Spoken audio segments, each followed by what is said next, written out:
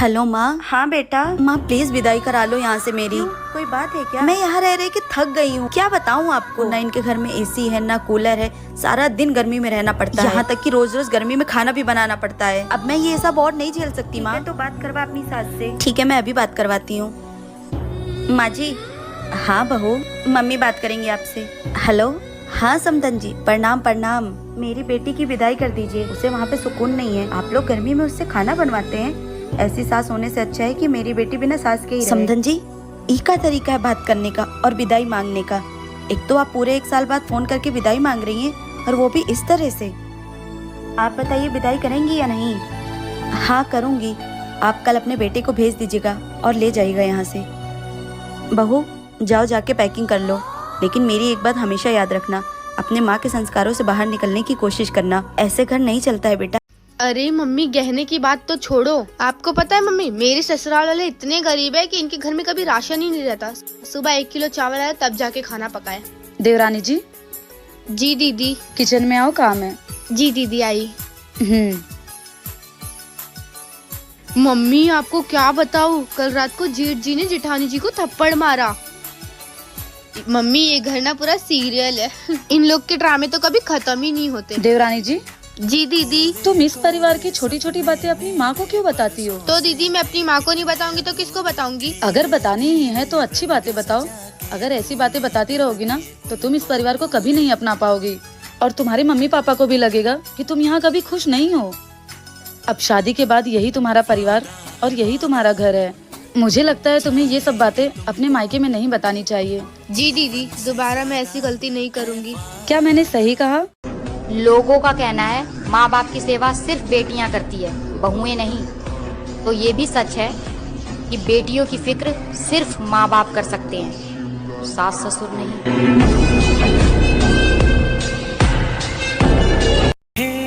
बड़ी बहू और छोटी बहू, तुम दोनों आज ही मायके से आए हो ना, तो मुझे दिखाओ तुम्हारे मायके से क्या क्या आया है। ठीक है माँ जी। जी माँ जी, लेकर आई। ठीक है, मैं बाहर बैठी हूँ, लेकर आओ। अच्छा छोटी बहू, अब दिखा तेरे मायके से क्या आया है। माँ जी ये देखिए, ये मंगलसूत्र मेरी माँ ने दिया है और ये सोने का कंगन मेरे भाई ने दिया है। और बड़ी बहू, तेरे मायके से क्या आया है? क्या हुआ, तू उदास क्यों हो गई, बता। पता है ना, मेरे घर वाले गरीब है, उन्होंने मुझे कुछ नहीं दिया। दीदी, जब आपके मायके से कुछ आया नहीं है तो आप इधर क्या कर रही हो? जाओ घर का पूरा काम करो। और माँ जी मैं 10 दिन तक कोई काम नहीं करने वाली, क्योंकि मेरे मायके से बहुत सारा सामान आया है।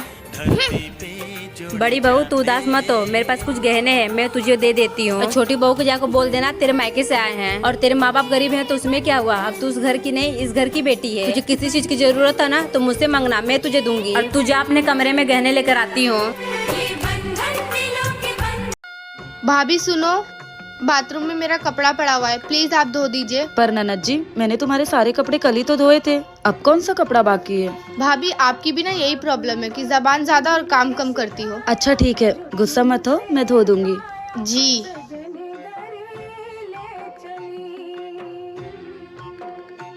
कान खोल के सुन ले बहुरिया, छोटी बहू की किचन में मदद कराने की कोई जरूरत नहीं है। माँ जी वो अभी नई नहीं है और उसका किचन हमारे किचन से बहुत अलग होगा। उसे पता ही नहीं चलेगा कि क्या सामान कहाँ रखा है।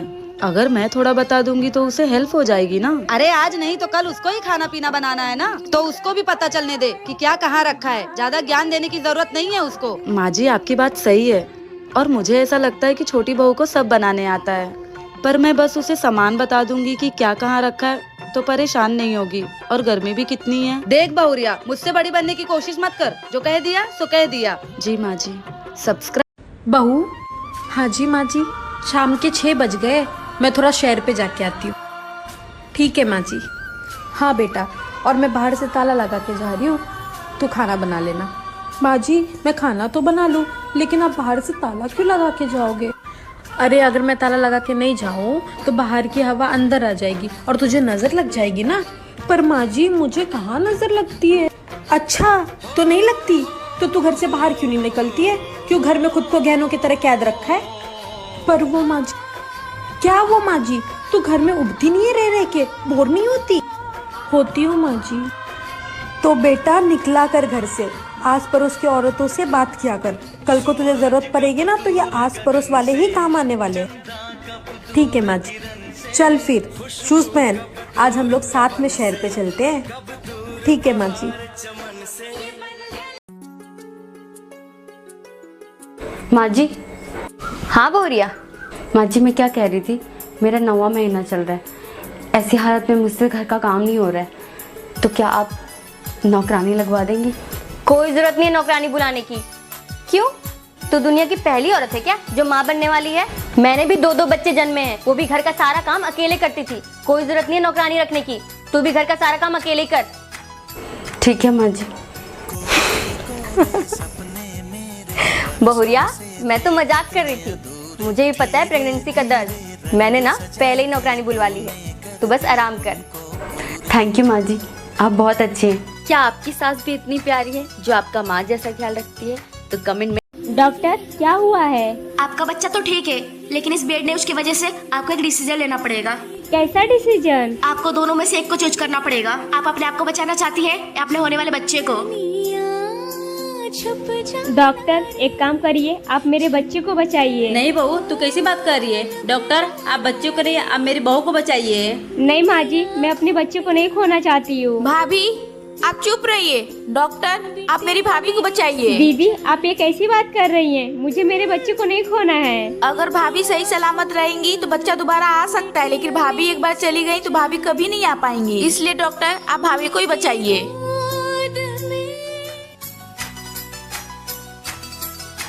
अरे माँ, ये चमत्कार कैसे हुआ? बेटा ये तो भगवान का कृपा है जो बच्चा और बहू दोनों सलामत है। लेकिन डॉक्टर ने बोला बहू बहुत कमजोर है, इसका खान पीन पे ध्यान देना पड़ेगा। तो बहू के लिए कुछ खाने के लिए लेकर आ जा। माँ जी क्या हुआ? माँ जी आप देवर जी के लिए लड़की देखने गई थी ना, क्या आपको लड़की पसंद नहीं आई? अरे नहीं नहीं बहू, लड़की तो बहुत अच्छी लगी, बहुत पसंद आई है, और बिटवा को भी लड़की बहुत पसंद आई है। पर लेकिन ये लड़की के घर वाले हमारी मांगे नहीं पूरी कर पाएंगे 10 लाख रुपए, इसलिए ये रिश्ता रहने ही देते हैं। कोई मतलब नहीं है रिश्ता को आगे बढ़ाने का। और वैसे भी बहू, उसकी सुंदरता हमें थोड़ी ना जिंदगी भर बैठ के खानी है, थोड़ा पैसे वैसे लेकर आएगी तो हमारे बिटवा का कारोबार आगे बढ़ेगा। माँ जी ये कैसी बात कर रही हैं आप? आखिर हमें क्या कमी है धन दौलत की? हमारे पास तो देखिए ना सब कुछ है। और वैसे भी माँ जी आपको एक बात बता दूं, एक लड़की का बाप ना राजा होता है, क्योंकि एक बाप बचपन से अपनी बेटी को पालता है, पोसता है, उसे रानी बनाकर रखता है। माँ जी धन दौलत तो आपको उन्हें देना चाहिए। एक लड़की का बाप बिना सोचे समझे अपने कलेजे का टुकड़ा उठाकर दे देता है, भला इससे बड़ा दान क्या हो सकता है? तो सही कह रही है बहुरिया। भाभी भैया कहाँ हैं? क्यों, क्या काम है? वो कुछ स्कूल में पैसे की जरूरत है, फंक्शन है इसके लिए। ठीक है आएंगे तो बोल दूंगी। एक तो मर गए, ऊपर से मेरे सर पे बोझ छोड़ के गए हैं। पैसे दो, ये दो वो दो। क्या हुआ? जब देखो तब पैसे मांगते रहता है। पैसे क्या पेड़ पे उगते हैं? ये पूरे घर की वसीयत है ना, जो सब आर्यन के नाम पे बाबूजी करके गए हैं। क्या बात कर रहे हो आप? और उससे तुम प्यार से बोला करो, प्यार से रहा करो। हाँ ठीक है। ठीक है, जो मांगे उसे दिया करो। ठीक है, मैं अभी जाती हूँ उसके पास। हाँ, इसे क्या पता, सौतेला है फिर भी तो भाई है। आर्यन ये लो पैसे। मैं तो तुमसे मजाक कर रही थी, मैं तुमसे मजाक भी नहीं कर सकती। ठीक और है। तुम्हें किसी भी चीज की जरूरत हो ना, बेझिझक मुझे बताना, ठीक है? चलो ओके। इतने सारे पैसे। माँ जी मैं मार्केट जा रही हूँ, वो इनका कॉल आया था तो बोल रहे थे कि तुम मार्केट में आ जाओ, मैं तुमको वहीं पे डायरेक्ट मिलूंगा। वो क्या है ना माँ जी, कल मैं मायके जाने वाली हूँ ना, ये बोल रहे थे कि तुम कुछ अपने लिए और अपने घर वालों के लिए शॉपिंग कर लो, इसलिए। ठीक है बेटा जाओ, लेकिन संभाल के जाना। जी माँ जी। भाभी आप मार्केट जा रही हैं, आपने मुझसे परमिशन ली? सनन जी मैंने मम्मी जी से पूछ लिया है, तो आपसे पूछने की जरूरत ही नहीं पड़ी। अगर आप भूल गई हैं तो आपकी याददाश्त के लिए बता दो, इस घर में मेरे मर्जी के अलावा एक पत्ता तक नहीं हिलता है। ननन जी अगर आपको मेरे मायके जाने से इतनी प्रॉब्लम हो रही है तो आप हर दूसरे तीसरे दिन यहाँ पे आके क्यों पड़ी रहती हैं? ये मेरा ससुराल है, मैं और मम्मी जी मिलकर संभाल लेंगे, आपको हमारे बीच में बोलने की कोई जरूरत नहीं है। हर 4 दिन में उठकर यहीं चली आती है। माँ देख रही हो आप, इसकी जुबान कैंची की तरह चलती जा रही है, दिन के दिन इसके तेवर बढ़ते ही जा रहे हैं। इसकी जुबान और इसके पाँव दोनों ही काटने पड़ेंगे। चुप कर तू, तेरी इन्हीं हरकतों की वजह से तू अपने ससुराल में नहीं टिक पाती है। तू अपना ससुराल अब नहीं संभालेगी तो फिर कब संभालेगी? आओ देवरानी जी बैठो। जी दीदी बोलिए। ये बताओ तुम किसके कहने पे ये घूंघट लेके घूमती रहती हो पूरे घर पे? दीदी वो माँ जी ने कहा है। अरे माँ जी का छोड़ो, वो तो बुढ़िया हो गई हैं, पता नहीं कब टपक जाएं। लेकिन तुमको रहना किसके साथ है? मेरे साथ ना। तो फिर किसकी बात मानोगी? मेरी ना। तो सबसे पहले तो तुम ये इरिटेटिंग घूंघट हटाओ। अब आज के बाद जैसा मैं बोलूंगी बिल्कुल वैसा ही करोगी, समझी? ठीक है दी। और आज के बाद दोबारा घूंघट नहीं करोगी, समझ में आई बात? अपने माँ बाप की कसम खाओ कि दोबारा घूंघट नहीं करोगी। दीदी मैं मम्मी पापा की कसम खा के बोलती हूँ कि आज के बाद मैं घूंघट नहीं करूँगी। और आज से मेरी हर बात मानोगी, और ये बात किसी को पता नहीं चलनी चाहिए, ठीक है? ठीक है। अब जाओ।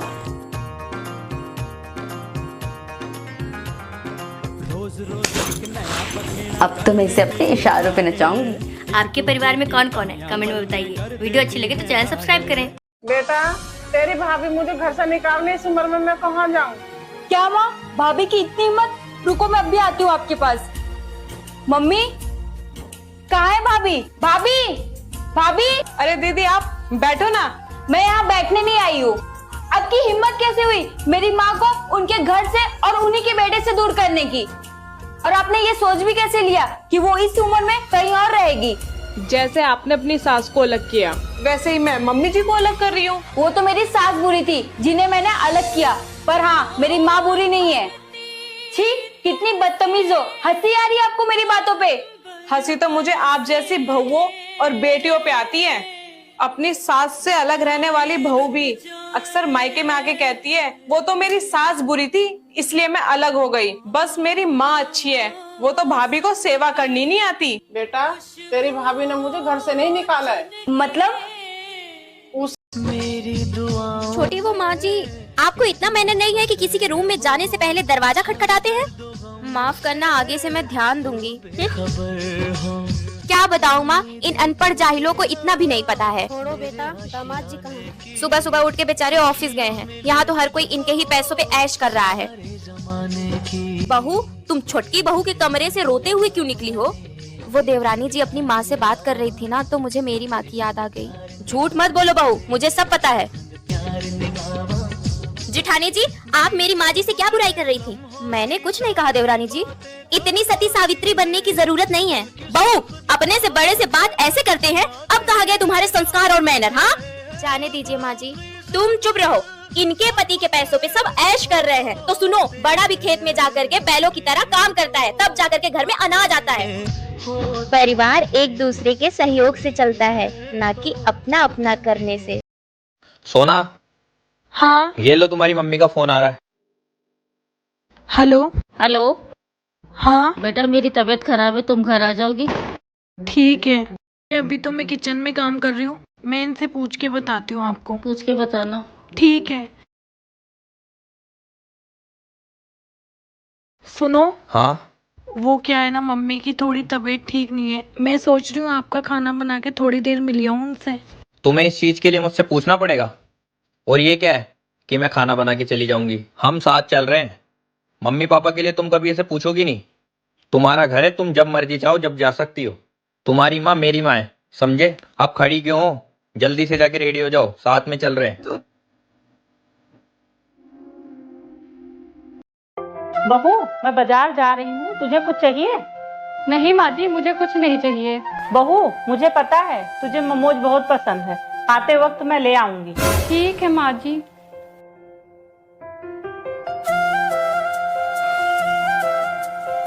बहू। जी माँ जी। बेटा, आज से तुझे झाड़ू पोछा लगाने की जरूरत नहीं है, मैंने काम वाली लगा दी है, वो आती ही होगी। ठीक है माँ जी। बहू, मैं तेरे लिए सूट लाई हूँ, तुझे साड़ी में बहुत गर्मी लगती होगी ना, आज से ये तू पहनना। माँ जी, मैं आपसे एक बात पूछूं? पूछ बहू। आप अचानक से इतना प्यार क्यों जता रही हैं? बहू, कल रात में मैंने बहुत भयानक सपना देखा कि छोटी के ससुराल वाले उसे बहुत दुख दे रहे हैं। अच्छा माँ जी। बेटा, इसीलिए मैंने सोचा है आज से मैं तुझे कोई कष्ट नहीं दूंगी, जिससे भगवान मेरी बेटी को हमेशा खुश